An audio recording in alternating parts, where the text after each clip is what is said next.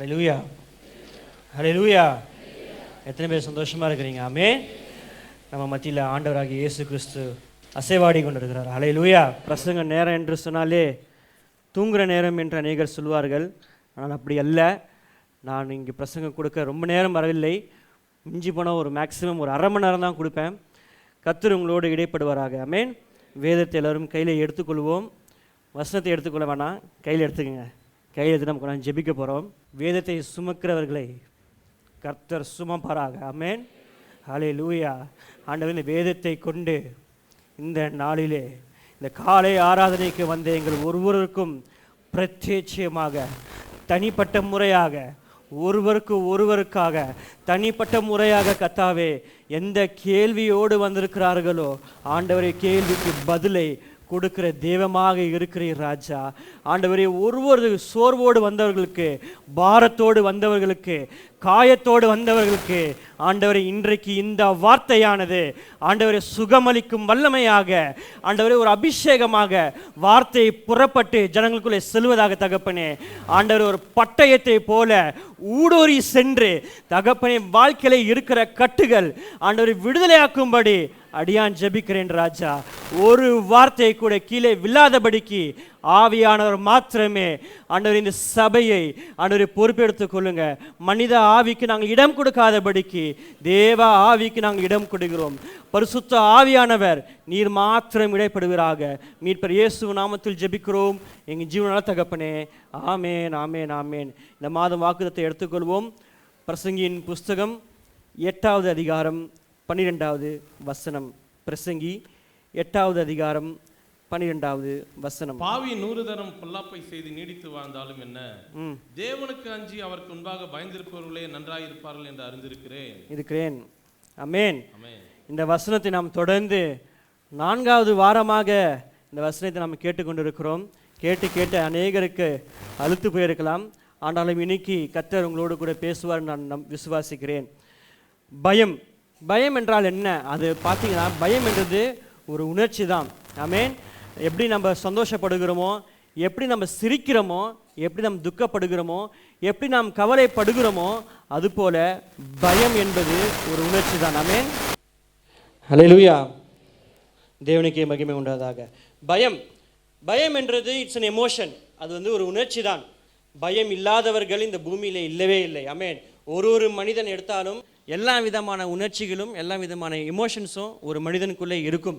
சந்தோஷம், துக்கம், கவலை, பயம் ஆகிய காரியங்கள் நிச்சயமாக எல்லாரும் மனிதனுக்குள்ளே அது நிச்சயமாக இருக்கும். கர்த்தர் நம்மளை சிருஷ்டிக்கும் பொழுதே, நம்மளை படைத்த பொழுதே கர்த்தர் நம்மளை அப்படி படைத்திருக்கிறார். ஆமென்.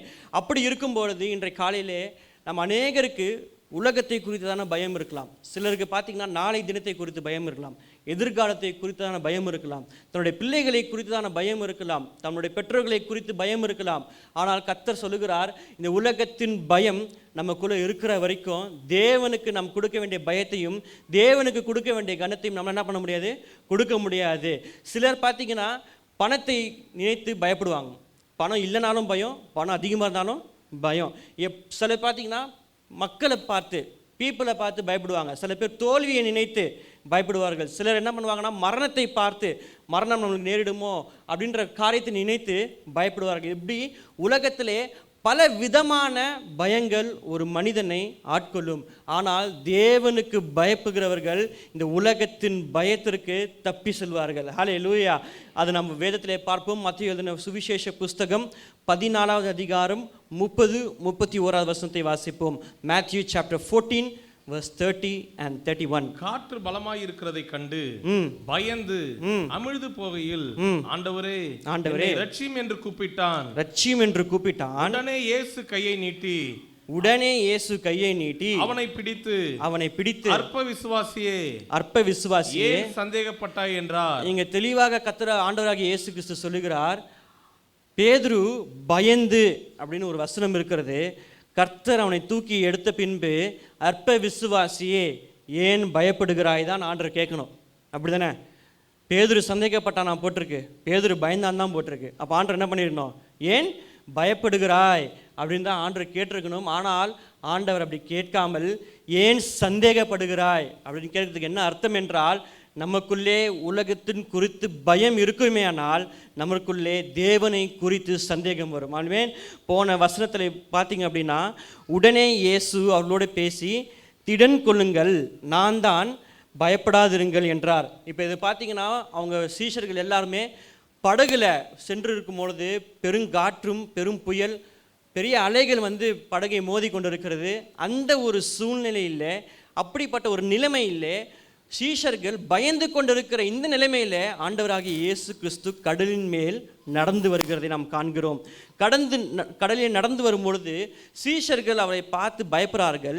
28வது வசனம், பேதுரு அவரை நோக்கி, ஆண்டவரே, நீரேயானால் நான் ஜலத்தின் மேல் நடந்து உம்மிடத்தில் வர கட்டளையிடும் என்றான். நீரேயானால், ஆண்டவரே நீர்தான் நடந்து வருகிறீர் அப்படின்னா நானும் என்ன பண்ணுறேன், நடக்கிறேன் அப்படின்னு வந்து பேதுரு ஒரு உற்சாகமாய் கேட்குறான். இங்கே வந்து பயப்பட்டு இருந்தால், அவன் பயத்தோடு இருந்தான் அப்படின்னா அந்த கேள்வியை ஆண்டவர்கிட்ட என்ன பண்ணிக்க மாட்டான், கேட்டிருக்கவே மாட்டான். ஆனால் பேதுரு என்ன பண்ணுறான்னா, ஆண்டவரே அது நீரே தான் இருக்குமே, ஆனால் நானும் என்ன பண்ணுறேன், கடலில் நடந்து வரேன் என்று கட்டளையிடும் சொன்னோடனே ஆண்டவர் அதுக்கு சொல்றாரு, அதற்கு அவர் வா என்றார். அப்பொழுது பேதுரு படகை விட்டு பேதுரு இப்போ இறங்குறார். நம்ம அநேகருடைய வாழ்க்கையில கர்த்தர் நம்மளை அழைத்திருக்கிறார். வான் என்று சொன்ன உடனே நம்ம முதல்ல எதை பார்க்கணும்னா, கர்த்தருடைய வார்த்தையை மாத்திரம்தான் நாம் கவனிக்க வேண்டும். சூழ்நிலை நம்மளுக்கு எதிராக இருந்தாலும், சூழ்நிலை நம்மளுக்கு சாதகமாக இல்லை என்றாலும், கர்த்தர் வா என்று சொன்னபோது பேதுரு கர்த்தருடைய வார்த்தைக்கு செவி கொடுத்து அவன் படகுல இருந்து இறங்கி நடக்க ஆரம்பிக்கிறான். நடக்கும் பொழுது என்ன ஆகுது, கடல் காற்று பலமாக கண்டு பயந்தான். பயந்த உடனே அவனுடைய கவனமும் அவனுக்கு என்ன வருது, இப்போ சந்தேகம். ஆண்டவர் தான் நம்ம உண்மையுமே கூப்பிட்டாரா, நம்மளால இந்த கடல் மேல் நடக்க முடியுமா, கர்த்தர் நம்மோடு கூட இருக்கிறார் தான், கர்த்தர் அற்புதம் செய்கிறவர் தான், இருந்தாலும் சூழ்நிலையை கண்டு பயந்த பேதுரு இப்போ என்ன ஆகுறான் அப்படின்னா, கடலுக்குள்ளே அமிழ்ந்து போகிறான். இன்றைக்கு நம்ம வாழ்க்கையிலும் அநேக சூழ்நிலை நம்மளுக்கு தள்ளப்பட்டாலும், நம் வாழ்க்கையில் அநேக காரியங்களால் நெருக்கப்பட்டாலும், நம்மளுடைய நோக்கமும் நம்முடைய கவனமும் எது மேலே இருக்க வேண்டும் என்றால், ஆண்டவராகிய இயேசு கிறிஸ்துவின் வார்த்தை மேலேயும் கர்த்தர் நம்மளுக்கு என்ன கட்டளையிட்டாரோ அதன் மேலே மாத்திரம்தான் நாம் கவனமாக இருக்கும் பொழுது கர்த்தர் நம்மளை வலுவாமல் காக்க வல்லமையுள்ள தேவனாக இருக்கிறார். ஹல்லேலூயா, ஹல்லேலூயா. பேதுரு பார்த்தீங்கன்னா அநேக பைபிள் ஸ்காலர்ஸும் ஹிஸ்டோரியன்ஸ் என்ன சொல்கிறாங்க அப்படின்னா, பேதுரு வந்து நடந்து போயிட்டு இருக்கும் பொழுது கர்த்தர் பக்கத்தில் இல்லை அப்படின்னு சொல்கிறாங்க. கர்த்தர் ஒரு தொலைவில் இருக்கிறார், அதாவது கர்த்தர் ஒரு டிஸ்டன்ஸில் இருக்கிறாரு. டிஸ்டன்ஸில் இருக்கும்பொழுது தான் பேதுரு என்ன பண்ணுறான், ஒரு ஸ்டெப்பாக ஒரு அடியாக கர்த்தரை நோக்கி விசுவாசத்துடன் தைரியத்துடன் நம்பிக்கையுடன் ஒரு அடியாக எடுத்து வைத்து இருக்கும் பொழுது அவன் கீழே முழுகும் பொழுது ஹிஸ்டோரியன்ஸும் பைபிள் ஸ்காலர்ஸ் என்ன சொல்கிறாங்கன்னா, கர்த்தர் அவன் பக்கத்தில் இல்லை. கர்த்தர், அதை நான் யோசித்து பார்த்தேன், கர்த்தர் அவன் பக்கத்திலே இருந்திருந்தார் அப்படின்னா அவனுக்கு ஏன் பயம் வந்திருக்கும், நினச்சி பார்த்துருக்கீங்களா? அந்த காற்று அடிக்கும் பொழுது கர்த்தர் இங்கே பக்கத்திலே நின்றார்னா பேதுருக்கு ஏன் பயம் வந்திருக்கும்? பேதுருக்கு பயம் வந்திருக்காது. ஆமென். அது எத்தனை பேர் ஒத்துக்கொள்கிறீங்க? அப்போது கர்த்தர் ஒரு தொலைவில் இருக்கிறார், ஒரு டிஸ்டன்ஸில் இருக்கிறார். கர்த்தரை நோக்கி அவன் போய்கொண்டு இருக்கிற பொழுது, அவன் அந்த பிரயாணப்பட்டு அவன் போகும்பொழுது அவன் வாழ்க்கையில் வருகிறது ஒரு வீழ்ச்சி. ஆமென். இன்றைக்கு நாம் ரட்சிக்கப்பட்டிருக்கிறோம், விசுவாசிக்கிறோம் தேவனுக்கு பயப்படுறோம் என்று சொல்லுகிறோம். நாம் அநேக பொருத்தனை செய்திருக்கலாம், ஆனால் நம்ம அதை நோக்கி செல்லும் பொழுது நாம் ரட்சிக்கப்பட்டிருக்கிறோம். நாம் ஒரு ஜெபமாக ஒரு அடியாக எடுத்து வைக்கும் பொழுது, விசுவாசத்தின் மூலமாக ஒரு அடியாக எடுத்து வைக்கும் பொழுது நாம் ரட்சிக்கப்பட்டிருக்கும். தேவனுக்கு பயந்து ஒரு அடியாக தேவனை நோக்கி எடுத்து வைக்கும் பொழுது நம்மளுக்கு பயத்தின் காரணமாக நம்முடைய சூழ்நிலையை கண்டு நாம் மனிதர்களாக இருக்கிறோம். ஆமென். நம்மளுடைய மனிதர்களாக இருக்கிறதுனால சூழ்நிலையை கண்டு நம்மளுக்கு சில இடர்கள் வரலாம், சில வீழ்ச்சிகள் வரலாம். அந்த வீழ்ச்சி வரும்பொழுது பேதுரு ஆண்டவரே என்று கூப்பிட்ட பொழுது கர்த்தர் அங்கே வந்து பிரசங்கம் பண்ணவில்லை. ஹல்லேலூயா. அநேகர் மனுஷர்கள் பார்த்தீங்கன்னா, நான் உனக்கு அப்போவே சொன்னேன் அப்படின்னு சொல்லி நம்மளுடைய இக்கட்டான நிலைமையில் நம்மளே ஆல்ரெடி தோற்று போயிருப்போம், துவர்ந்து போயிருப்போம். அந்த நிலைமையில் மனிதர்கள் வந்து நமக்கு என்ன பண்ணுவாங்கன்னா, லெசன் எடுப்பாங்க, பிரசங்கம் பண்ணுவாங்க. ஆனால் கர்த்தர் அந்த வசனத்தை பார்த்தீங்கன்னா, உடனே இயேசு கையை நீட்டி அவனை பிடித்து அற்ப விசுவாசியே, அவனை ஃபர்ஸ்ட் பிடிக்கிறார். அப்புறமேட்டு தான் என்ன சொல்றாரு, அற்ப விசுவாசியே ஏன் பயப்படுகிறாய் என்று சொல்கிறார். அதே போலதான் இன்றைக்கு நமக்கு சில வீழ்ச்சிகள் வரலாம், இன்றைக்கு நம்ம வாழ்க்கையில் சில தோல்விகள் வரலாம். ஆனால் கர்த்தர் நீங்கள் எந்த இடத்திலே வீழ்ச்சியும் தோல்வியும் வருகிறதோ நீங்கள் ஆண்டவரே என்று கூப்பிடும் பொழுது தம்முடைய பலத்த கரத்தை நீட்டி உங்களை முதலாவது தூக்கி எடுக்கிற ஆண்டவராக இருக்கிறார். ஹல்லேலூயா. ஆராதனை வேளையிலே போதகர் மூலமாய் ஆண்டவரை பேசின காரியம் இன்றைக்கு அநேகரை கர்த்தர் தூக்கி எடுக்க போகிறார். ஹல்லேலூயா. தூக்கி எடுக்கிற ஆவியானவர் நம்மோடு கூட இருக்கிறார். ஹல்லேலூயா. யாபோக் காற்றின் கரையிலே எந்த இடத்தில் இருந்து போராடினானோ, யாக்கோபு ராம் முழுவதும் எந்த இடத்துல இருந்து போராடினானோ அங்கே வந்து அவனை ஆசீர்வதித்த ஆண்டவர். ஹல்லேலூயா. ஆகாரின் குழந்தையின் சத்தத்தை வனாந்திரத்திலே கேட்ட ஆவியானவர் அங்கே இறங்கி வந்து ஒரு துரத்தியை கொடுத்த ஆவியானவர். ஹல்லேலூயா. 7 மடங்கு அக்கினி சூளையிலே வந்து நின்ற ஆவியானவர். ஹல்லேலூயா. கல்லறைக்குள்ளே குடியிருந்த அந்த வாலிபனை மீட்க ஆண்டவராக இயேசு கிறிஸ்து அக்கரையில் இருந்து மறுக்கரைக்கு போவோம் வாருங்கள் என்று சீஷர்களை கொண்டு சென்று கல்லறையில் குடியிருந்த அந்த வாலிபனை மீட்க கர்த்தர் அங்கதான் வந்து நின்றார். தானியேலை சிங்கத்தின் கெபியில இருந்து மீட்கும்படியாக சிங்கத்தின் கெபிக்குள்ளே போவதற்கு முன்பதாகவே கர்த்தர் சிங்க கெபிகளுக்குள்ளே சென்று சிங்கத்தின் வாயை கட்டின ஆவியானவர் பேதுரு முழுங்கும் பொழுது இரட்சகரே, ஆவியானவரே, இயேசுவே என்று அவன் கூப்பிடும் பொழுது எந்த இடத்திலே அமுழ்ந்தானோ அங்கே வந்து நின்று அவனை கரத்தை நீட்டி பிடித்த ஆண்டவராக இயேசு கிறிஸ்துவை நம் தெய்வமாக கொண்டு இருக்கிறோம். ஹல்லேலூயா. நீங்க எந்த இடத்தில் இருந்து உடைந்து கொண்டிருக்கிறீர்களோ, எந்த இடத்திலிருந்து போராடி கொண்டிருக்கிறீர்களோ, எந்த இடத்துல நீங்க தள்ளப்பட்டீர்களோ, எந்த இடத்திலிருந்து நீங்க வெட்கப்பட்டு போனீர்களோ அங்கே வந்து யாக்கோபை ஆசீர்வதித்தது போல அங்கே வந்து உங்களை ஆசீர்வதிக்கிறவர். ஹல்லேலூயா. போன வாரம் பார்த்தது போல யோசேப்பு எந்த இடத்துல சிறுமைப்பட்டு போனானோ, எந்த இடத்துல சிறையை அனுபவித்தானோ அங்கே வந்து அவனை எப்ராஹிமாக ஆசீர்வதித்த தேவன் நம்ம தேவனுக்கு பயத்தையும் கனத்தையும் கொடுக்கும் பொழுது நம்முடைய கவனம் உலகத்தின் பயத்தின் மேல் இல்லாமல் நாளை குறித்து கவலைப்படாமல் கர்த்தரை நோக்கி நீங்கள் பார்க்கும் பொழுது உங்கள் பிள்ளைகளை குறித்து நீங்கள் கலங்காமல், உங்கள் பிள்ளைகளை குறித்து நீங்கள் பயப்படாமல் வருங்காலத்தை குறித்து நீங்கள் பயப்படாமல் தேவனுக்குள்ளே நீங்கள் உறுதியாய் நின்று தேவன் எனக்குள்ளே இருக்கிறார், உலகத்தில் இருப்பவனை காட்டிலும் எனக்குள்ளே இருக்கிற இயேசு பெரியவர், எனக்குள்ளே இருக்கிற இயேசு பெரியவர் என்று நீங்கள் உறுதியாக விசுவாசமாக தைரியமாக இந்த உலகத்திற்கு எதிர்த்து நிற்க வேண்டும். இந்த உலகத்தை எதிர்த்து நிற்க வேண்டும். இந்த காலம் உலகத்தில் தான் வாழுகிறோம், ஆனால் உலகத்தோடு வாழ வேண்டும் என்ற அவசியம் இல்லை. உலகத்தில் தான் வாழுகிறோம், ஆனால் உலகத்தோடு வாழ வேண்டும் என்ற அவசியம் இல்லை. தேவ ஜனமே, உலகத்தை எதிர்த்து நிற்க கர்த்தர் நம்மோடு கூட இருக்கிறார். உலகத்தில் எதிர்த்து நிற்க கர்த்தர் நம்மோடு கூட இருக்கிறார். உலகத்தில் சூழ்நிலை கண்டு, உலகத்தில் நம் குடும்பத்தின் சூழ்நிலையை கண்டு பயப்படாது இருங்கள். தேவனுக்காக நில்லுங்கள். தேவனுக்கு கனத்தையும் பயத்தையும் அவருக்கு அஞ்சுங்கள். கர்த்தர் நம்மை நன்றாக வைப்பார். கர்த்தருக்குள் மகிழ்ச்சியா இருப்பதே தேவ பலன். ஹல்லேலூயா. கர்த்தருக்குள் மகிழ்ச்சியா இருப்பதே தேவ பலன். கர்த்தருக்குள் விசுவாசமாய் இருப்பதே தேவ பலன். கர்த்தர் நமக்கு கொடுத்திருக்கிற பலன் அவருடைய நாமம். ஹல்லேலூயா. நீங்க அவருடைய நாமத்தை சொல்லும் பொழுது வழி வாசல்களை கர்த்தர் திறக்க வல்லமையுள்ள தேவனாக இருக்கிறார். வழி வாசல்களை திறக்க கர்த்தர் வல்லமையுள்ள தேவனாக இருக்கிறார். நீங்க கடினமா உழைத்து பாருங்க, ஞானமா உழைத்து பாருங்க. எந்த சமயத்துல எந்த இடத்துல வழி வாசலை திறக்கணுமோ கர்த்தர் அங்க வந்து திறக்க வல்லமையுள்ள தேவனாக இருக்கிறார். ஹல்லேலூயா. சமயம் தாண்டி சகாயம் செய்கிறவர் அல்ல. ஏற்ற சமயம் வரும்பொழுது இறங்கி வந்து உங்களுக்கு என்ன சகாயம் வேண்டுமோ தம்முடைய கரத்தை நீட்டி சகாயம் செய்கிறவர் நாம் ஆராதிக்கிற தேவன். இன்றைக்கு உங்க வாழ்க்கையில கடன் இருக்கலாம், சுகமீனங்கள் இருக்கலாம், பல பாரங்கள் இருக்கலாம், பல கேள்விகள் இருக்கலாம். ஆனாலும் கர்த்தர் நம்மோடு கூட இருக்கும் பொழுது நாம் பயப்படுவோம். அஞ்சுவோம், நாம் பயப்படுவோம். யெகோவா நிசி நம் தேவனாக இருக்கிறார், உயிர்த்தெழுந்த ஆண்டவராக இருக்கிறார். அவர் பார்த்துட்டு சும்மா இருக்க மாட்டார். தம்முடைய ஜனங்களுக்கு வைராக்கியம் உள்ள தேவன், அவர் வைராக்கியம் உள்ள தேவன். நம்ம மூலமாய் அவருடைய நாமம் மகிமைப்படுவதற்கு நம்மளை அழைத்திருக்கிறார். ஹல்லேலூயா, ஹல்லேலூயா. பேதுருவை பார்த்தீங்கன்னா கர்த்தர் மீனவனாக அழைக்கிறார். மீனவனாக அழைத்த பொழுது கர்த்தர் அவனை சீஷனாக மாற்றி கடலில் அவன் மீனவனாக இருக்கும்பொழுது பார்த்தீங்கன்னா, மீனவர்களுக்கு நிறைய என்ன தெரியும்னா, நிறைய நீந்த தெரியும், ஸ்விம்மிங், கேட்டுங்களா? நீந்த நல்ல மீனவர்களுக்கு தெரியும். ஆனால் கடல் நடக்க தெரியுமா? கடல் நடக்க தெரியுமா மீனவர்களுக்கு?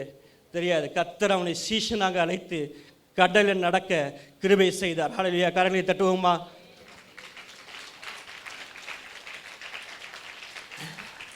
அவன் மீனவனாக இருந்தபொழுது பிரச்சனையின் மத்தியில், பல போராட்டத்தின் மத்தியில் தத்தளித்து நீச்சல் அடிக்கிறவனாக இருந்திருப்பான். ஆமென். நம்மளுக்கும் கர்த்தர் இன்றைக்கு நம்மளுக்கு பிரச்சனை வரும்பொழுது, போராட்டங்கள் வரும்பொழுது நீச்சல் அடித்து தத்தளிக்க கர்த்தர் நம்மளை அழைக்கவில்லை. பிரச்சனைக்கு மேலாக, நம்முடைய சூழ்நிலைக்கு மேலாக கர்த்தர் அசைவாடுகிறது போல நாமும் கர்த்தருடைய கரத்தை பிடித்து நடக்கும் பொழுது, அவருடைய வார்த்தையை நாம் கவனிக்கும் பொழுது, நாமும் நம்முடைய பிரச்சனைக்கு மேலாக நடந்து செல்ல கர்த்தர் நம்மளுக்கு வல்லமையை கொடுப்பார். ஹல்லேலூயா.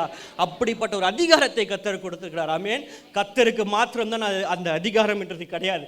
கர்த்தர் இன்றைக்கு நமக்கும் ஜீவனுள்ள தேவனாக இருக்கிறபடினால் எல்லா விதமான அதிகாரத்தை கர்த்தர் நம்மளுக்கு கொடுத்திருக்கிறார்.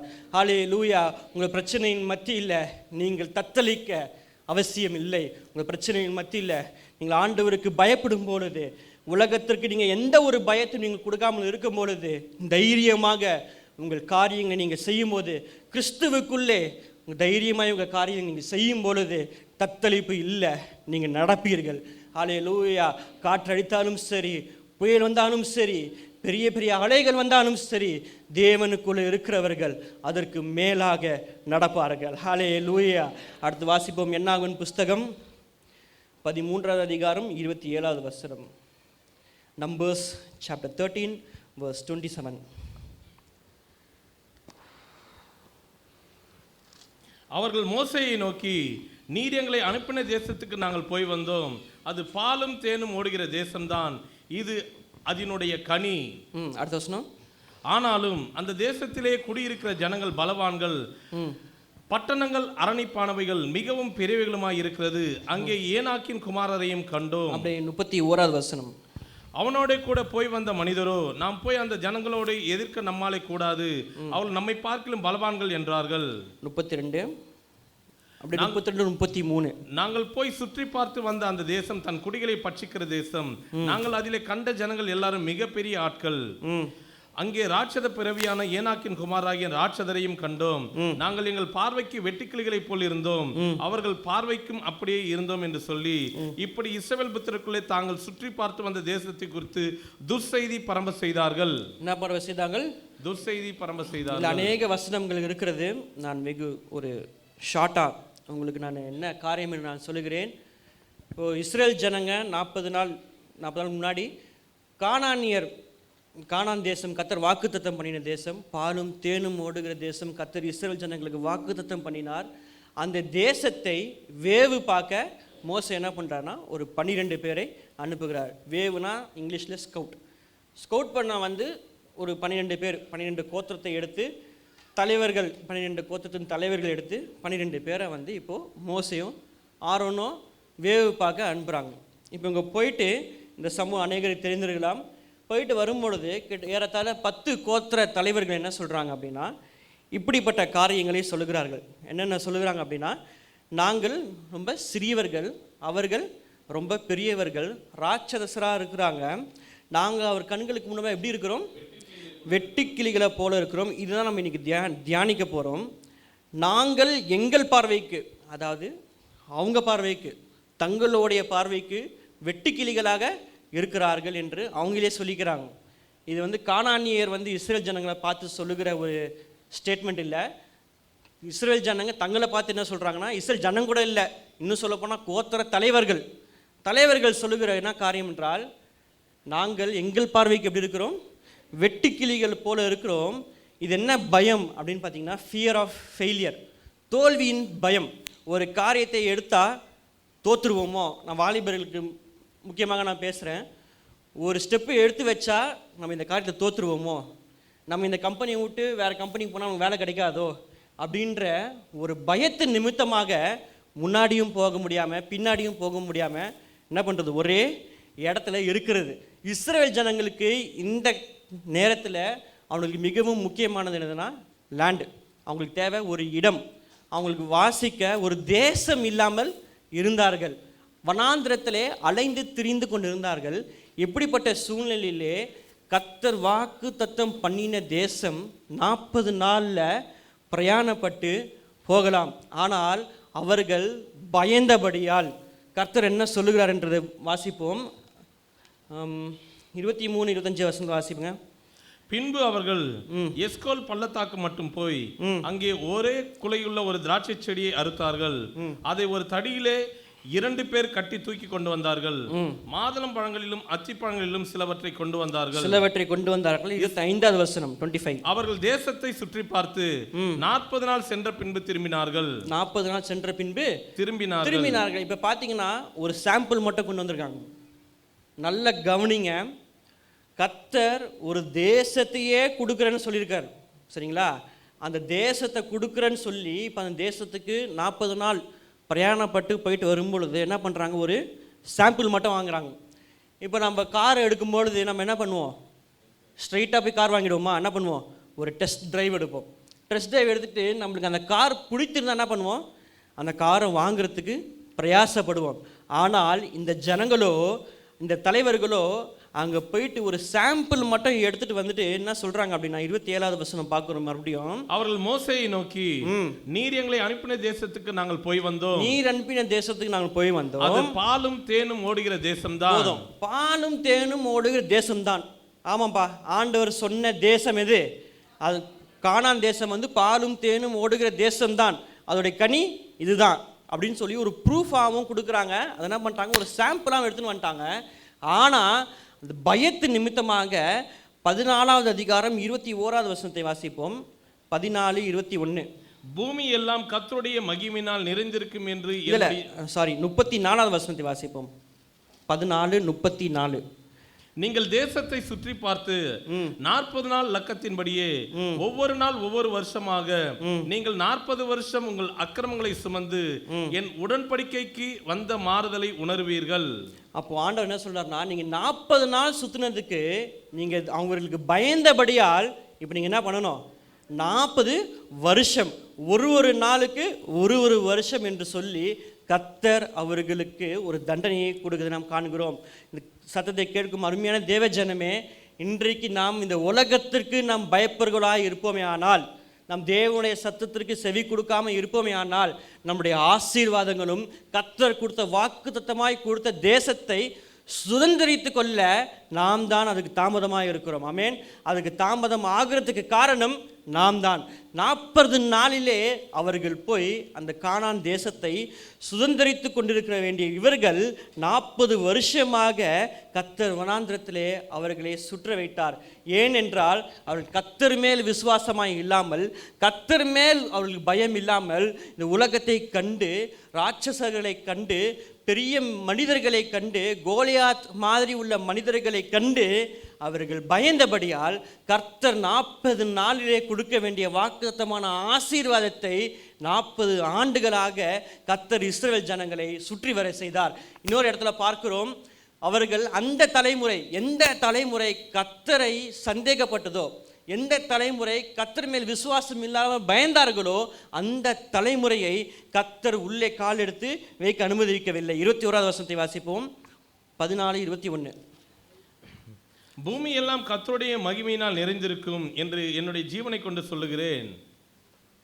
அடுத்த வசனம், என் மகிமையையும் நான் எகிப்திலும் வனாந்திரத்திலும் செய்த என் அடையாளங்களையும் கண்டிருந்தும் என் சத்தத்துக்கு செவி கொடாமல் இதனோட 10 முறை என்னை பரீட்சை பார்த்த மனிதரில் ஒருவரும் அவர்கள் பிதாக்களுக்கு நான் ஆணையிட்டு கொடுத்த தேசத்தை காண மாட்டார்கள்.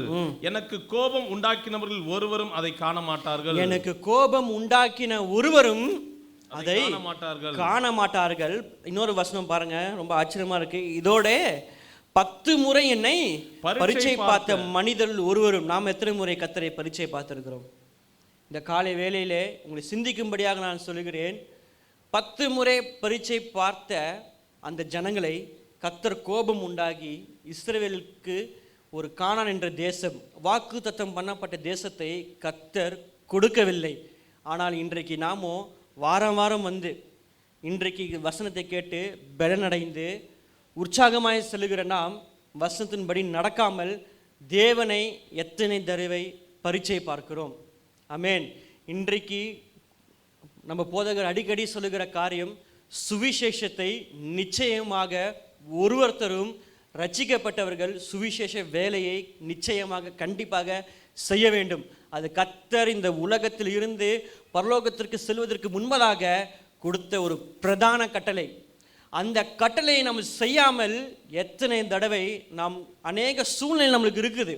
அநேகருக்கு தேவனை பார்த்து சொல்ல, தேவனை குறித்து, அவருடைய அதிசயங்களை குறித்து, அவருடைய மகத்துவங்களை குறித்து சொல்ல நம்மளுக்கு நேரம் கிடைத்தும் சூழ்நிலைகளை அமைந்தும் நாம் தேவனை குறித்து நாம் சாட்சி சொல்லாமல் இருக்கிறோம். தேவன் அநேக தடவை இந்த சபையிலே ஊழியக்காரர்கள் மூலமாக இந்த பலிபீடத்தில் இருந்து வசனங்களையும் வார்த்தைகளையும் கர்த்தர் கொடுத்திருக்கிறார். என்ன சொல்லியிருக்கிறார் அப்படின்னா, அநேக கட்டளையும் கொடுத்திருக்கிறார். தேவனுக்கு பயப்படுங்கள், விசுவாசிங்கள், ஜெபம் செய்யுங்கள், உபவாசிங்கள் அப்படின்ற அநேக காரியங்கள் இந்த பலிபீடத்திலிருந்து சொல்லப்பட்டாலும் முக்கியமாக இந்த சுவிசேஷம் என்ற வேலையை நாம் விசுவாசிகள் நிச்சயமாக செய்ய வேண்டும். ஆமென். அது நீங்கள் ஒரு பொருத்தனை செய்து இந்த ஆண்டுக்குள்ள ஆண்டவரை குறித்து ஒரு 10 பேருக்காவது நீங்கள் உங்கள் சாட்சிகளை ஆண்டவருக்கு மகிமைக்காக, நம்முடைய மகிமைக்காக இல்லை, சபையுடைய மகிமைக்காக இல்லை, கர்த்தருடைய மகிமைக்காகவும் கர்த்தர் கொடுத்த கட்டளையை, கர்த்தர் பிரதான கட்டளையை நிறைவேற்றும்படியாக நீங்கள் நிச்சயமாய் ஒருவரும் கர்த்தரை பற்றி, அவருடைய மகிமையை பற்றி, இந்த வேதத்தை பற்றி, இந்த வசனத்தை பற்றி நீங்கள் இந்த புறஜாதியாக மக்களுக்கு நிச்சயமாக சொல்ல வேண்டும். ஆமென். தேவன் நிச்சயமாக அநேகருக்கு தேவை. எல்லோருக்கும் பிரச்சனை உண்டு. இருளில் வாழ்கிற மக்கள் அனைவருக்கும் பிரச்சனை உண்டு. உங்கள் பக்கத்து வீட்டில் இருக்கவங்களுக்கும் பிரச்சனை உண்டு. உங்களுக்கு தெரிஞ்சவங்களுக்கு, உங்கள் நண்பர்கள், உங்கள் உறவினர்களுக்கு பிரச்சனை உண்டு. எல்லாருக்கும் இயேசு தேவை. அந்த இயேசு தேவை என்றதை நாம் தான் நிறைவேற்ற வேண்டும். ஆமென். நீங்கள் போய் விதைக்கும் பொழுது அறுக்கிறது கர்த்தர் அறுப்பார். ஆமென். தரிசனம் மூலமாய் கர்த்தர் வருவார். ஆனால் அந்த விதைக்கிற விதை நாம தான் இருக்க வேண்டும். ஆமென். அப்படி நம்ம செய்யும் பொழுது நம் தேவனை பரீட்சை பாராமல் இருப்போமாக. ஆமென். நாம் தேவனை மீண்டும் மீண்டுமாக நீங்கள் பரீட்சை பார்க்கும் பொழுது கர்த்தர் நம்மளுக்கு கொடுத்த வாக்குத்தத்தங்கள், கர்த்தர் நம்மளுக்கு கொடுத்த ஆசீர்வாதங்களை நாம் ஒரு நாளும் ஒரு பொழுதும் காணவே முடியாது. அந்த 21வது வசனத்தை இன்னொரு வாட்டி வாசிப்போம். பூமி எல்லாம் கர்த்தருடைய மகிமையினால் நிறைந்திருக்கும் என்று என்னுடைய ஜீவனை கொண்டு சொல்லுகிறேன். என்னுடைய ஜீவனை கொண்டு சொல்லுகிறேன் என்று சொல்லுகிறது யார் என்றால் ஆண்டவராகிய இயேசு கிறிஸ்து. கர்த்தரே இதை சொல்லுகிறார். என்ன சொல்லுகிறார் என்றால், என்னுடைய ஜீவனை கொண்டு சொல்லுகிறேன், பூமி எல்லாம் கர்த்தருடைய மகிமையினால் அது நிறைந்து இருக்கிறது. ஆமென். கர்த்தருடைய மகிமை இந்த பூமி எங்கும் நிறைந்திருக்கிறபடினால் நாம் ஒரு காலமும் யாரை கண்டும் நாம் பயப்படவே கூடாது. ஆமென். சுவிசேஷம் சொல்லுவதற்கு நமக்கு பயம் வரவே கூடாது. ஏனென்றால் கர்த்தர் நம்மோடு கூட இருக்கிறார். நீங்கள் என்ன பேச வேண்டும், எங்கே எப்பொழுது என்ன பேச வேண்டும் என்றதை கர்த்தர் உங்கள் வாயிலே வார்த்தைகளை போடுவார். ஆமென். நீங்கள் மன்றாடி ஜெபிக்கும் பொழுது, நீங்கள் முழங்கால் படியிட்டு கர்த்தருடைய சமூகத்தை நீங்கள் நிற்கும் பொழுது கர்த்தர் உங்களை அக்கினியினால் அபிஷேகிப்பார். நீங்க போய் யாரை தொடரீங்களோ அவங்களுக்கு சுகம் உண்டாகும். உங்கள் மூலமாய் தீர்க்க தரிசனங்கள் புறப்பட்டு வரும். அது கர்த்தர் இன்றைக்கும் ஜீவனுள்ள தேவனாக இருக்கிறபடியால் நிச்சயமாய் உங்களை கொண்டு அது செய்ய வல்லமையுள்ள தேவனாக இருக்கிறார். ஆமென். என்னை கொண்டா செய்வார்? எஸ், உங்களை கொண்டுதான் செய்வார். உங்களை கொண்டுதான் செய்தார். அதனால் தான் கர்த்தர் நம்மளை அழைத்திருக்கிறார். ஆமென். நம்மளை எதற்காக அழைத்திருக்கிறார் என்றால் அவருடைய கரத்தின் கிரியைகள் நம்ம வாழ்க்கை மூலமாய் மகிமையாய் மற்றவர்களுக்கு வெளிப்படும். ஹல்லேலூயா. நம்ம போன மெசேஜில் பார்த்த பொழுது லாசருவுக்கு ஏன் கர்த்தர் கடைசி வரைக்கும் பொறுமையாக இருந்தார் அப்படின்னால், மாத்தாள் மரியாள் உடைய வாழ்க்கையின் மூலமா, அவர்களுடைய பாடுகள் மூலமா கர்த்தர் அவருடைய மகிமையை இந்த உலகத்திற்கு வெளிப்படுத்தும்படியாய் அவருடைய பாடுகளை கர்த்தர் தெரிந்து கொண்டார். அதே போல இன்றைக்கு உங்களுக்கு அநேக பாடுகள் இருக்குமேனால் முடிவிலே உங்கள் பாடுகள் மத்தியிலே கர்த்தருடைய மகிமை பூரணமாக வெளிப்படும் பொழுது உங்களை சுற்றி உள்ளவர்கள் கண்டு நீங்கள் ஆராதிக்கிற தேவன் யார் என்று கேட்பார்கள். நீங்கள் வணங்குகிற தெய்வம் யார் என்று கேட்கும் பொழுது, நீங்கள் இயேசு கிறிஸ்து என்ற நாமத்தை சொல்லும் பொழுது அங்கே ஒரு சுகம் உண்டாகும். ஹல்லேலூயா. அங்கே ஒரு அக்கினி இறங்கி வரும். எலியாவின் பலிபீடத்தில் இறங்கின அக்கினி உங்கள் நாவிலே கர்த்தர் அந்த அக்கினியை வைத்து நீங்க புறஜாதியார்கிட்ட பேசும் பொழுது கர்த்தர் அக்கினியாக இடைப்படுவார். ஹல்லேலூயா. ஒருவருக்குள்ளே இருந்திருக்கிற அசுத்தாவிகள், மறைந்திருந்திருக்கிற செயல்படுகிற அசுத்தாவிகள் வெளியே வரும். அந்த அதிகாரத்தை கர்த்தர் இன்றைக்கு உட்கார்ந்திருக்கிற ஒருவருக்கும் கர்த்தர் அதை கொடுத்துக்கிறார். அதற்காக தான் கர்த்தர் நம்மளை ரட்சித்திருக்கிறார். அதற்காக தான் கர்த்தர் நம்மளை தெரிந்தெடுத்திருக்கிறார். அதற்காக தான் கர்த்தர் நம்மளை வேறு பிரித்திருக்கிறார். எதற்காக? ஏதோ வந்தோம், வீணா உட்கார்ந்தோம், போனோம், ஏதோ ஒரு வாழ்க்கையை வாழ்ந்தோம், அதற்காக அல்ல. தேவனுடைய மகிமையை உங்கள் வாழ்க்கையில் வெளிப்படும்படியாக தான் கர்த்தர் நம்மளை அழைத்திருக்கிறார். இந்த வேதத்தில் அநேக பரிசுத்தவான்கள் இருக்கிறார்கள்.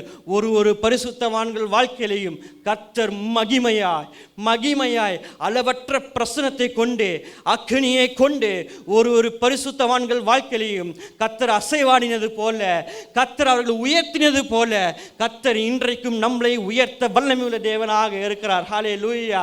நாம் எதற்கும் பயப்படவே கூடாது. உலகத்தை கண்டு நாம் பயப்படாமல் தைரியமாக கர்த்தருக்காக நிற்கும் பொழுது கர்த்தர் நம்மளுக்கு போதுமான தேவனாக இருக்கிறார். சங்கீதம் 46 1, 2, 3 வசனங்கள் இப்படியாக சொல்லுகிறது. தேவன் நமக்கு அடைக்கலமும் பலனும் ஆபத்து நாட்களில் அனுகூலமான துணையுமாய் இருக்கிறார்.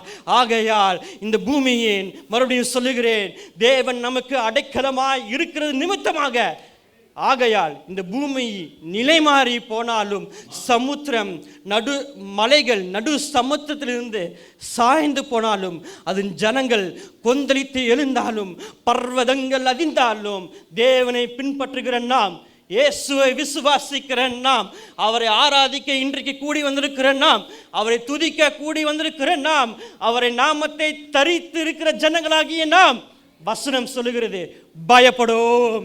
ஹல்லேலூயா. பயப்படோம். சுவிசேஷம் சொல்ல பயப்படோம். ஹல்லேலூயா. எத்தனை பேரால் சொல்ல முடியும்? என் தேவன் நாமத்தை குறித்து நான் மற்றவர்களுக்கு நான் சொல்ல நான் பயப்படேன். ஏனென்றால் ஆபத்து நாட்களில் என் அனுகூலமான துணையுமாக நிற்கிற ஆண்டவராகிய இயேசு கிறிஸ்துவை குறித்து மற்றவர்களுக்கு நான் சொல்ல பயப்படேன். ஹல்லேலூயா. அப்போஸ்தலர் புஸ்தகம் 28வது அதிகாரம் 3, 4, 5, 6 வசனத்தை வாசிப்போம். அப்போஸ்தலர் 28 3, 4, 5, 6. பவுல் சில விறகுகளை வாரி அந்த நெருப்பின் மேல் போடுகையில் ஒரு விரியன் பாம்பு அனலுரைத்து புறப்பட்டு அவனுடைய கையை கவ்விக்கொண்டது. விஷப்பூச்சி அவன் கையிலே தொங்குகிறதை அந்நியராகி அந்த தீவார் கண்டபோது, இந்த மனுஷன் கொலை பாதகன், இதற்கு சந்தேகம் இல்லை, இவன் சமுத்திரத்துக்கு தப்பி வந்தும் பழியானது இவனை பிழைக்க ஒட்டவில்லை என்று தங்களுக்குள்ளே சொல்லிக் கொண்டார்கள். அவன் அந்த பூச்சியை தீயிலே உதறி போட்டு ஒரு தீங்கும் அடையாதிருந்தான். எப்படி அவனுக்கு அந்த தைரியம் வந்தது என்றால், 27வது அதிகாரம் 22வது வசனத்தை வாசிப்போம். ஆகிலும் திடமனதாயிருங்கள் என்று இப்பொழுது உங்களுக்கு தைரியம் சொல்லுகிறேன். கப்பர் சேதமே அல்லாமல் உங்களில் ஒருவனுக்கும் பிராண சேதம் வராது. கப்பல் சேதம் இன்றி உங்கள் ஒருவருக்கும் பிராண சேதம் வராது. ஹல்லேலூயா. பிராண சேதம் என்றால் உயிர் சேதம் வராது என்று கர்த்தர் பவுலுக்கு பேசினது நிமித்தமாய் இந்த பின்னாடி வருகிற வசனங்களே அவன் அந்த விரியன் பாம்புக்கு பயப்படாமல் உதறி போட்டதை நாம் காணுகிறோம். இன்றைக்கு நம் வாழ்க்கையில் அநேக சூழ்நிலை நிமித்தமாக விரியன் பாம்பு நம்மை கவ்வி கொண்டிருக்கலாம். கவ்வி கொண்ட உடனே அவன் செய்த காரியம் என்னவென்றால் பயப்படவில்லை, அவன் ஏமாற்றத்துடன் இருக்கவில்லை. பவுலுடைய நிலைமையை பார்த்தீங்கன்னா, அப்போதான் போன அதிகாரத்தில் கப்பல் சேதமாகி ஒருத்தர் என்ன பண்ணுறாங்க அப்படின்னா, ஒரு மரக்கட்டையில் என்ன பண்ணுறாங்க, நீந்தி வந்து கரைக்கு சேர்றாங்க. அப்போ தான் சேர்றாங்க. சேர்ந்த உடனே என்ன பண்ணுறான், இவன் போய் உதவி பண்ணுறான். அங்கே இருக்கிற ஜனங்களுக்கு அந்த அனல் மூட்டை, தீ மூட்டை என்ன பண்ணுறான்னா உதவி பண்ணுறான். உதவி பண்ணும் பொழுது அங்கே நெருப்பு கிட்ட, அதாவது 3வது வசனத்தை வாசிப்போம், அந்த நெருப்பின் மேல் போடுகையில், அப்போ நான் அந்த நெருப்பு கிட்ட போகும்போது தான் கட்டையில் ஒளிந்து கொண்டிருந்த ஒரு விரியன் பாம்பு அவனை கவ்வினது. இன்றைக்கு கூட நம்ம போதகர் ஆராதனை வேளையில் ஆண்டவர் பேசினார். என்ன சொன்னார் அப்படின்னா, அனலாக இருக்க வேண்டும். ஆமென். ஒரு விசுவாசியும் அனலாக இருக்க வேண்டும். நீங்கள் அனலாக இருந்தால் மாத்திரம்தான் மறைந்து இருந்து இருக்கிற விரியன் பாம்புகள் வெளியே வரும். ஆமென். அந்த அக்கினி விரியன் பாம்பை தயாரிக்கவில்லை. அந்த விரியன் பாம்பு அங்கே தான் இருந்தது, ரொம்ப காலமாகவே அங்கே தான் இருந்தது. அவன் அந்த கட்டையை எடுத்து அக்கினிக்குள்ளே போட வரும் பொழுது அக்கினி நிமித்தமாக அந்த பாம்பு என்ன பண்ணுது, வெளியே வருது. அதே போல் உங்கள் வாழ்க்கையில், உங்கள் குடும்பத்தில், உங்கள் வருமானத்தில், உங்கள் தொழிலில் அநேக விரியன் பாம்புகள் மறைந்திருக்கும். நம் கண்களுக்கு தெரியாமல் அநேக விரியன் பாம்பு குடும்பத்துக்குள்ளே இருக்கும். கணவன் மனைவிக்குள்ளே இருக்கும், கணவனுக்குள்ளே இருக்கும், மனைவிக்குள்ளே இருக்கும், பிள்ளைங்களுக்குள்ளே இருக்கும், நீங்கள் வேலை செய்கிற இடத்துல இருக்கும். சத்துருவானவன் மறைந்து இருந்து தான் கிரியை செய்வான். எப்பவுமே ஒரு விசுவாசிக்கு எதிராக, அபிஷேகம் பண்ணப்பட்டவனுக்கு விரோதமாக நேராக அவன் யுத்தம் செய்கிறவன் அல்ல. மறைந்து இருந்து தான் யுத்தம் செய்வான். மறைந்திருந்து யுத்தம் செய்கிற சத்ருவை நீங்கள் கண்டுபிடிக்க வேண்டும் என்றால் அக்னியாக இருக்க வேண்டும். ஹல்லேலூயா. உங்கள் ஜெபம் சாதாரண ஜெபமாக இருக்கக்கூடாது. உங்கள் ஜெபமானது அக்னி நிறைந்த ஜெபமாக இருக்க வேண்டும். நீங்கள் வீட்டில் உட்கார்ந்து 5 நிமிடம் முழங்கால் படிக்கிட்டு ஜெபம் பண்ணாலுமே அந்த ஜெபம் எப்படி இருக்க வேண்டும் என்றால் அக்னியாக இருக்க வேண்டும். ஆமென். பரிசுத்த ஆவியானவர் 120 பேர் மேலே இறங்கின பொழுது அக்னியாக இறங்கி வந்தார். ஹல்லேலூயா, ஹல்லேலூயா. மறைந்து இருந்து கிரியை செய்கிற இந்த சர்ப்பம் என்ன பண்ண வேண்டும் என்றால் நமக்கு சேர வேண்டிய நன்மைகளை அது தடுக்கும். ஆமென். மறைந்திருந்து நம்முடைய ஆசீர்வாதங்களை, நம்முடைய நன்மைகளை அது விழுங்கி கொண்டு இருக்கும். சர்ப்பமானது விழுங்கும். அதுபோல் நம்முடைய நன்மைகளை, நம்ம வீட்டிலே இருந்து நம்ம சுகத்தை, நாம் சம்பாதிக்கிற சம்பாத்தியத்தை, நன்மைகளை அதெல்லாம் விழுங்கி கொண்டு இருக்கும். ஆனால் நீங்கள் சர்ப்பத்தை நீங்கள் கண்டுபிடிக்க வேண்டும் என்றால் நீங்கள் ஜெபத்திலே அக்கினியாக இருக்க வேண்டும். இது ஒரு நல்ல ஒரு விஷயம், ஒரு சத்தியம் இருக்குது. என்னவென்றால் அந்த 3வது வசனத்தை பார்த்தீங்கன்னா, ஒரு விரியன் பாம்பு அப்படின்னு இருக்கும். 4வது வசனம் ஸ்டார்டிங்கில் பார்த்தீங்கன்னா விஷப்பூச்சின்னு இருக்கும். அப்படியே அந்த 5வது வசனத்தை பார்த்தீங்கன்னா பூச்சின்னு இருக்கும். கவனிச்சிங்களா? ஒரே பூச்சி தான். அதாவது இங்கிலீஷ்லேயும் என்ன போட்டிங்கன்னா வைப்பர், அப்போனா சர்ப்பம். ஒரு விஷமுள்ள ஒரு பாம்பு அவன் கையை கவ்வினது. அவன் பயப்படாமல் இருந்தபடினால் சர்ப்பமானது விஷப்பூச்சி ஆகுது. விஷப்பூச்சி அப்புறம் என்னவாது? பூச்சியாகாது. இன்றைக்கு உங்கள் வாழ்க்கையில் அநேக போராட்டங்கள் பெருசாக இருக்கலாம். நீங்கள் தேவனுக்குள்ளே பயப்படும் போது, அவருக்கு நீங்கள் அக்கினியாய் நின்று நீங்கள் ஜெபிக்கும் பொழுது, உங்கள் குடும்பத்தில் வாழ்க்கையில் பெரிய பெரிய கடனாக இருக்கலாம். நீங்கள் நினச்சி பார்க்காத அளவுக்கு ஒரு பெரிய கடனாக இருக்கலாம். பெரிய பிரச்சனையில் நீங்கள் இருக்கலாம். உங்கள் சூழ்நிலை நீங்கள் அந்த சூழ்நிலை நீங்களால் சால்வ் பண்ண முடியாத ஒரு விஷயமா இருக்கலாம். ஆனால் நீங்கள் கர்த்தருக்குள்ளே இருக்க, நீங்கள் ஜெபிக்க, அபிஷேகத்திலிருந்து நீங்கள் அக்கினியாக இருக்கும் பொழுது பிரச்சனைகள் சுருங்குவதை நீங்கள் காண்பீர்கள். ஹல்லேலூயா. இந்த பிரச்சனை எப்போ தான் முடியும், இந்த பிரச்சனைக்கு எப்போ தான் ஒரு தீர்வு கிடைக்கணும் அப்படி நம்ம இங்கே அமர்ந்திருக்க வேண்டாம். நீங்கள் கர்த்தரோடு நீங்கள் இருக்கும் பொழுது தைரியமாக நீங்கள் தினந்தோறும் வாழ்க்கையில் நீங்கள் கர்த்தரை நீங்கள் மகிமைப்படுத்தும் பொழுது, தேவனுக்கு நீங்கள் பயப்படும் பொழுது சர்ப்பமானது விஷப்பூச்சியானது பூச்சியாகும். நீங்கள் அந்த அற்ப பூச்சியை, எந்த அபிஷேகத்தை கொண்டு சர்ப்பம் வெளியே வந்ததோ அதே அபிஷேகத்தை கொண்டு அந்த பூச்சியை அந்த தீயிலே நீங்கள் போடுவீர்கள். ஹல்லேலூயா, ஹல்லேலூயா. அப்படிப்பட்ட தேவன் நம்மளுடைய தேவன். ஆமென். ஆவியானவருக்கு மறைவான காரியம் ஒன்றுமே இல்லை. அந்த வசனம் வாஸ்தவம் அல்லவா? என்னுடைய மகிமை இந்த பூமி எங்கும் நீத்திருக்கிறது. ஆமென். கர்த்தருக்கு மறைவானது ஒன்றுமே இல்லை. நம் வாழ்க்கையில் நீங்கள் அபிஷேகத்தோடு ஜெபிக்கும் பொழுது, அக்கினியாக நீங்கள் ஜெபிக்கும் பொழுது தடைப்பட்ட ஆசீர்வாதங்களை கர்த்தர் உங்களுக்கு கொடுக்க வல்லமையுள்ள தேவனாக இருக்கிறார்.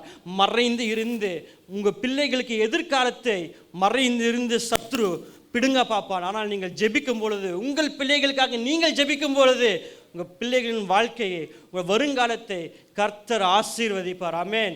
அந்த பூச்சியை, அந்த விஷப்பூச்சியை நீங்கள் தீயிலே போடும்போது, அக்கினியிலே போடும் பொழுது கர்த்தர் உங்களுக்காக எல்லாவற்றையும் செய்ய போதுமானவராக இருக்கிறார். ஆமென். எசேக்கியேல் 16வது அதிகாரத்தை வாசித்து நாம் முடிப்போம். 16வது அதிகாரம் 4வது வசனத்தை வாசிப்போம். உன் பிறப்பின் வர்த்தமானம் என்னவென்றால், எசேக்கியேல் 16. உன் பிறப்பின் வர்த்தமானம் என்னவென்றால், நீ பிறந்த நாளிலே உன் தொப்புள் அறுக்கப்படவும் இல்லை, நீ சுத்தமாவதற்கு தண்ணீரினால் குளிப்பாட்டப்படவும் இல்லை, உப்பால் சுத்திகரிக்கப்படவும் இல்லை, துணிகளில் சுற்றப்படவும் இல்லை. ஆமென். அடுத்த வசனம். உனக்காக பரிதபித்து இவைகளில் ஒன்றையாகிலும் உனக்கு செய்ய ஒரு கண்ணும் உன் பேரில் இரக்கமாய் இருந்ததும் இல்லை. நீ பிறந்த நாளில் அருவருக்கப்பட்டதினால் வெளியில் எரிந்துவிடப்பட்டாய். ஆமென். நான் எப்பவுமே பார்த்தீங்கன்னா, நான் பெருமைக்காக நான் சொல்லவில்லை, இந்த கன்க்ளூஷன் கொடுக்குற வசனம் மாத்திரம் டைரியில் எப்பவுமே எம்டியாக இருக்கும். ஏன்னா கர்த்தர் பேசுவார் என்று நான் அப்படியே விட்டுருவேன்.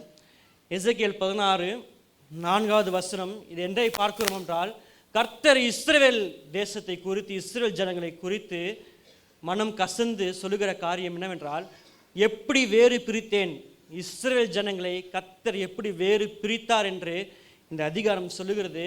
அதே போலதான் ஆவிக்குற இஸ்ரவேலாக இருக்கிற நாம் கர்த்தர் நம்மளை வேறு பிரித்திருக்கிறார். ஆமென். அந்த 8வது வசனம் கடைசியில் பார்ப்போம். இவ்விதமாய் நீ என்னுடையவளானாய். இவ்விதமாய் எவ்விதமாய் என்ற காரியம் நாம் பார்ப்போம். 4வது வசனத்தை வாசிப்போம். உன் பிறப்பின் வர்த்தமானம் என்னவென்றால், நாம் பிறக்கும் பொழுதே வருத்தத்தோடு பிறந்தோம். அந்த வருத்தம் என்னவென்றால், நீ பிறந்த நாளிலே உன் தொப்புள் அறுக்கப்படவும் இல்லை, நீ சுத்தமாவதற்கு தண்ணீரினால் குளிப்பாட்டப்படவும் இல்லை. ஒரு குழந்தை பிறந்த உடனே ரத்தத்தினால் இருக்கும். அந்த ரத்தத்தினாலே டாக்டர்ஸ் என்ன பண்ணுவாங்க அப்படின்னா, ஈரத்துணி வச்சு என்ன பண்ணுவாங்க, தொடச்சிலாம் விடுவாங்க. அது ஒரு பேசிக்கான விஷயங்களை செய்வதற்கு உனக்கு யார் இல்லை, ஒருவரும் இல்லை. உப்பால் சுத்திகரிக்கப்படவும் இல்லை. துணிகளில் ஒரு குழந்தை என்ன பண்ணுவாங்க, பிறந்த உடனே துணியில் சுற்றி அப்பா அம்மா கையில் கொடுப்பாங்க. அப்படி துணியில் சுற்றுறது கூட என்ன இல்லை, ஒருவரும் இல்லாமல் இருந்த நம்மை உனக்காக பரிதபித்து இவைகளில் ஒன்றையாகிலும் உனக்கு செய்ய ஒரு கண்ணும் உன் பேரில் இரக்கமாய் இருந்ததும் இல்லை. இன்றைக்கு நம்முடைய சூழ்நிலை இப்படியாக காணப்படலாம். ஒருவரும் நம்மளுக்கு பரிந்து பேச அவர் கண்கள் நமக்கு இரக்கமாக இருந்ததில்லை.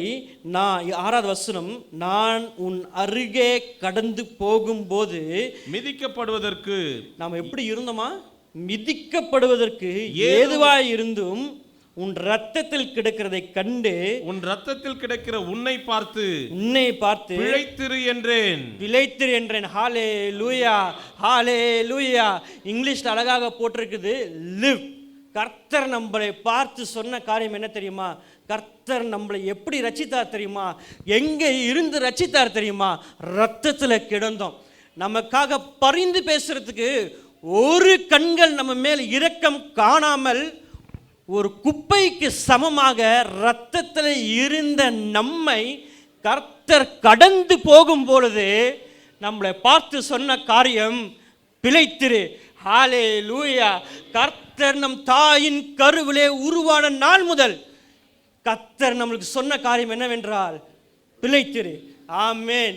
let there be light, வெளிச்சம் உண்டாக கடவுது என்று சொன்ன அதே வார்த்தை, அதே ஆண்டவராகிய இயேசு கிறிஸ்து நீங்கள் கருவிலே உருவான நாளிலே, அந்த நாளிலே கர்த்தர் சொன்ன காரியம் நீ பிழைத்திரு. அப்படிதான் கர்த்தர் நம்மை தம்முடைய ஜனங்களாக இன்றைக்கு தெரிந்து கொண்டிருக்கிறார். ஹalleluya. நீ இவ்விதமாக என்னுடையவனான 7வது வசனத்தை வாசிப்போம். உன்னை வயலின் பயிரை போல அநேகமாயிரமாய் பெருகும்படி வைத்தேன். நீ வளர்ந்து பெரியவளாகி மகா சௌந்தரியவானாய், உன் ஸ்தனங்கள் எழும்பின, உன் மயிர் வளர்ந்தது, ஆனாலும் நீ நிர்வாணமும் அம்மனுமாய் இருந்தாய். நான் உன் அருகே கடந்து போன போது உன்னை பார்த்தேன், இதோ உன் காலம் பருவ காலமாய் இருந்தது. அப்பொழுது என் வஸ்திரத்தை உன்மேல் விரித்து உன் நிர்வாணத்தை மூடி உனக்கு ஆணையிட்டு கொடுத்து உன்னோட உடன்படிக்கை பண்ணினேன் என்று கர்த்தராகிய ஆண்டவர் சொல்லுகிறார்.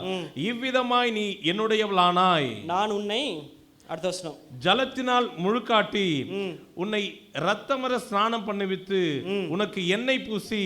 ஆமென். ஹalleluya. எப்படி இருந்த நம்மை இன்றைக்கு கர்த்தர் இங்கே அமர வைத்திருக்கிறார் என்றால், கர்த்தர் நம்மளை கடந்து போகும்பொழுது கர்த்தர் நம்மளை கண்ட ஆண்டவர். ஹalleluya. நம்மளை பார்த்த ஆண்டவர். ஆமென்.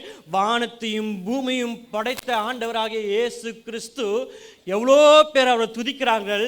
ஆனாலும் நம்மளுடைய துதிகளிலே, நம்மளுடைய ஆராதனையிலே நாம் அவரை கூப்பிடும் பொழுது நம் அருகாமையிலே வந்து இருக்கிற தேவன் ஏன் அப்படி வந்து இருக்கிறார் என்றால், நீங்கள் சிறு கருவிலே இருக்கும் பொழுது இரத்தத்தினால் நீங்கள் மூடப்பட்டு இருந்தீர்கள். உங்களை குளிப்பாட்டுறதுக்கு கூட யாருமே கிடையாது. உங்கள் ரத்தத்தை துடைப்பதற்கு கூட யாருமே ஒருவரும் இந்த உலகத்திலே கிடையாது. நீங்கள் பிறந்ததே ஒரு அவமானம் என்று நினைக்கிற இந்த உலகத்திலே நாம் பிறந்தோம். நம்முடைய சொந்தக்காரங்கள், நம்முடைய நண்பர்கள் நம்மளை அவ்வளோ கேவலமாக நம்மளை எண்ணி இருக்கலாம். நம்மளுடைய மற்றவர்களுடைய தயவுனால் நம்ம இன்றைக்கு வாழ்ந்து கொண்டிருக்கலாம். நம் கூட பிறந்தவர்களுடைய தயவுனால இன்றைக்கு நாம் வாழ்ந்து கொண்டிருக்கலாம். ஆனால் கர்த்தர் சொல்லுகிறார், ஒருவரும் ஒரு காரியமும் உங்களுக்கு செய்ய ஒருவரும் இல்லை. ஆனால் இந்த வார்த்தையை நன்றாய் கவனிங்கள். எல்லாவற்றையும் செய்ய, உங்கள் வாழ்க்கையில எல்லாவற்றையும் செய்ய, A to Z, பிறந்த நாள் முதல் உங்கள் சுவாசம் முடியும் வரை, கடைசி மூச்சு வரை உங்களுக்காக எல்லாவற்றையும் செய்ய ஒருவர் உண்டு. ஹல்லேலூயா! ஒருவர் இருக்கிறார், ஒருவர் இருக்கிறார். அவர் நம்மளை கண்ட தெய்வம். அவர் நம்மளை கண்டு, நீ பிழைத்திரு என்று சொன்னேன், யூ லிவ் அப்படின்னு கர்த்தர் நம்மளை பார்த்து சொன்ன நிமித்தமாக இன்றைக்கு நாம் ஜீவனோடு பிழைத்திருக்கிறோம். ஹல்லேலூயா! அதற்காக நாம் இன்றைக்கு ஜீவனோடு பிழைத்திருக்கிறோம். அப்படிப்பட்ட தேவனை நாம் வணங்கி கொண்டு இருக்கிறோம். நமக்காக ஒரு காரியமும் செய்ய ஒருவரும் இல்லாத இந்த உலகத்திலே எல்லாவற்றையும் செய்ய ஒருவர் நம்மோடு கூட இருக்கிறார். அவர் தான் நாம் ஆராதிக்கிற ஆண்டவராகிய இயேசு கிறிஸ்து. நீங்கள் அவருக்கு மாத்திரம் நீங்கள் பயப்படும் பொழுது, அவருக்கு நீங்கள் கனத்தை கொடுக்கும் பொழுது, என்னை கனப்படுத்துகிறவர்களை நான் என்ன பண்ணுவேன்? கர்த்தர் சொல்லுகிறார், நான் அவனை கனப்படுத்துவேன். என்னை கனவீனப்படுத்துகிறவர்கள் என்ன பண்ணுவேன்?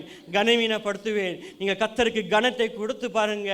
யோசேப்பை கர்த்தர் உயர்த்தினது போல இன்றைக்கு உங்களை நீங்கள் நினைக்காத அளவுக்கு, நாம் எண்ணி பார்க்காத அளவுக்கு, நாம் எண்ணத்திற்கு எட்டாத அளவுக்கு கர்த்தர் நம்மளை உருவத்தையும் உயர்த்த அவர் போதுமானவராக இருக்கிறார். ஹல்லேலூயா! எழுந்து நிற்போமா?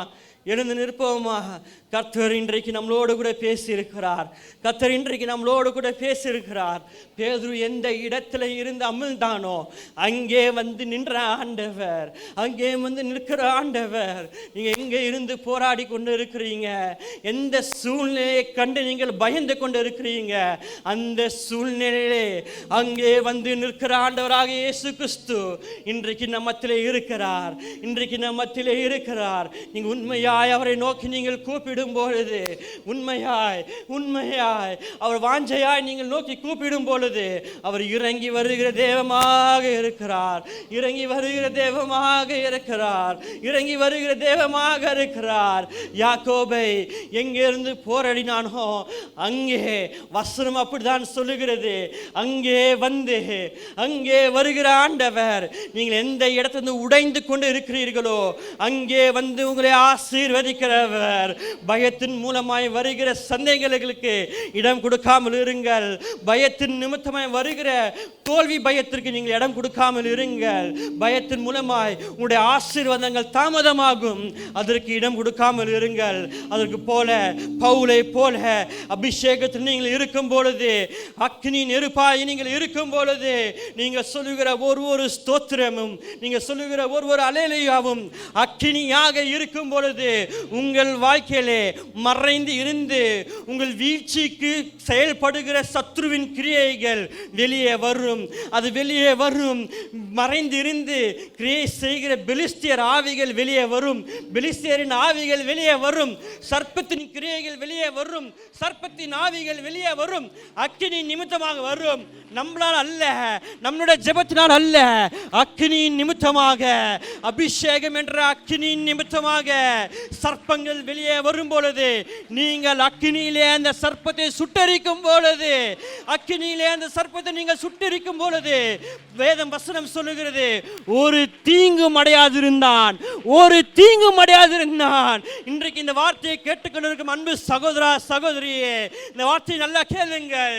நீங்கள் அக்கினியாய் ஜெபிக்கும் பொழுது, அக்கினியாய் நீங்கள் ஜெபிக்கும் பொழுது, அக்கினியிலே சுட்டரிக்க வேண்டிய சர்ப்பத்தை நீங்கள் சுட்டரிக்கும் பொழுது, உங்கள் வாழ்க்கையிலும் உங்களுக்கும் உங்கள் குடும்பத்திற்கும் ஒரு தீங்கும் அடையாமல் இருப்பீர்கள்.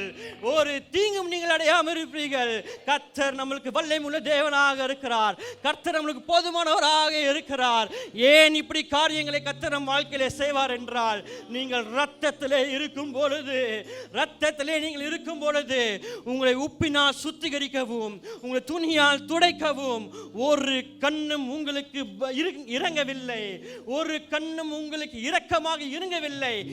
அப்படிப்பட்ட நிலைமையில இருந்த நம்மை, அப்படிப்பட்ட ஒரு குப்பையில் இருந்த நம்மை பேதுருவின் கையை பிடித்து உயர்த்தி நிறுத்தின ஆண்டவர், குப்பையில் இருக்கிறவனை, எளியவனை பிரபுக்கள் மத்தியிலும் ராஜாக்கள் மத்தியிலும் நிறுத்த செய்ய கர்த்தர் நம்மளை அழைத்திருக்கிறார். உன்னை கண்டு பிழைத்திரு என்று சொன்ன ஆண்டவர் இன்றைக்கு உங்களை ஒருவர் பார்த்து சொல்லுகிறார், மகனே நீ பிழைத்திரு, மகனே நீ பிழைத்திரு, என்னுடைய கிருபை உனக்கு போதும், என்னுடைய கிருபை உனக்கு போதும். இந்த உலகத்தை கண்டு பயந்த நாட்கள் போதும், இந்த உலகத்தை கண்டு பயந்த நாட்கள் போதும். எதிர்த்து நில்லுங்கள், உலகத்துக்கு எதிர்த்து நில்லுங்கள், எதிர்த்து போராடுங்கள். கர்த்தர் வெற்றி சிறந்தவர். நமக்கும் கர்த்தர் வெற்றி கொடுக்க வல்லமையுள்ள தேவனாக இருக்கிறார், வெற்றி கொடுக்க வல்லமையுள்ள தேவனாக இருக்கிறார். கரங்களை தட்டி தேவனுக்கே மகிமை உண்டாவதாக.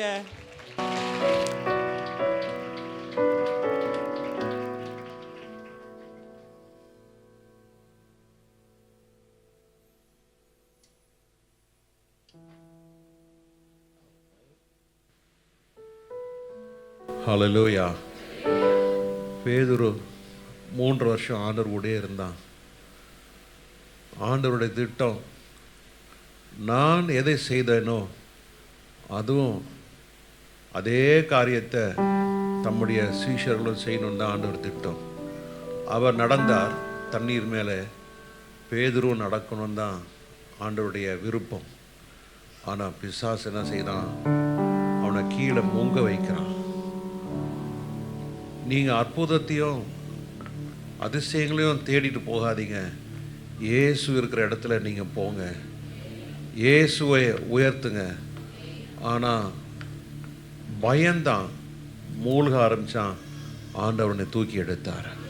இந்த காலை ஆராதனையில் நீங்கள் மூழ்கிற வாழ்க்கையில் இருக்கலாம், குடும்பம் மூழ்கி போகலாம், மூழ்கிற சூழ்நிலையில் உங்கள் பிஸ்னஸ் இருக்கலாம், மூழ்கிற சூழ்நிலையிலே உங்களுடைய படிப்பு இருக்கலாம், மூழ்கிற சூழ்நிலைகள் பல காரியங்கள் இருக்கலாம்.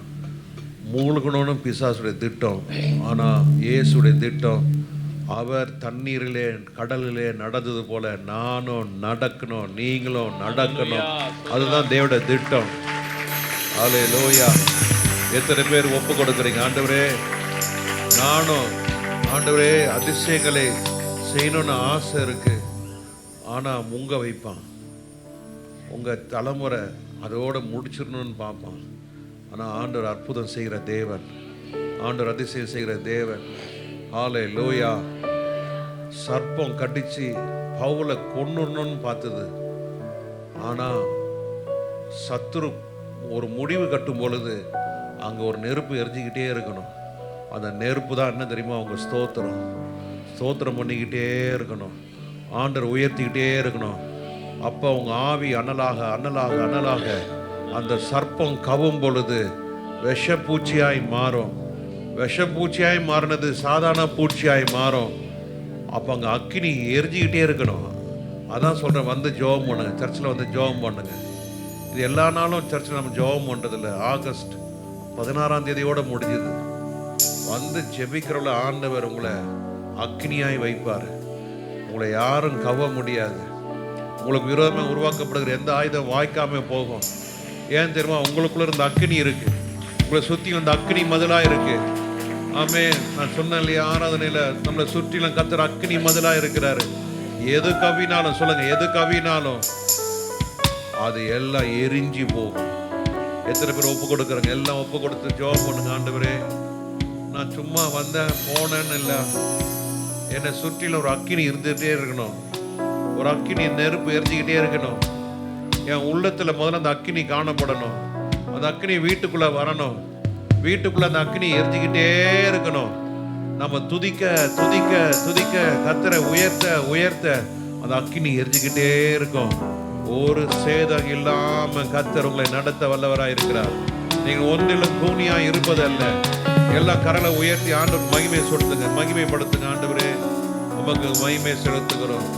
ஆண்டவருடைய பிரசன்னம் தொடர்ந்து காணப்படட்டும். கர்த்தருடைய வார்த்தை கொடுத்த ஆண்டவரே, மகன் ஜோயலை நாங்கள் ஆசீர்வதிக்கிறோம், அவன் குடும்பத்தை ஆசீர்வதிக்கிறோம், பலப்படுத்தும். வந்த ஒவ்வொருவரையும் நீர் இடைப்பட்டு தேவ வார்த்தை கிரியை செய்ய முடியாது ஜெபிக்கிறோம். இயேசுவின் நாமத்தில் பிதாவே, ஆமென், ஆமென், ஆமென்.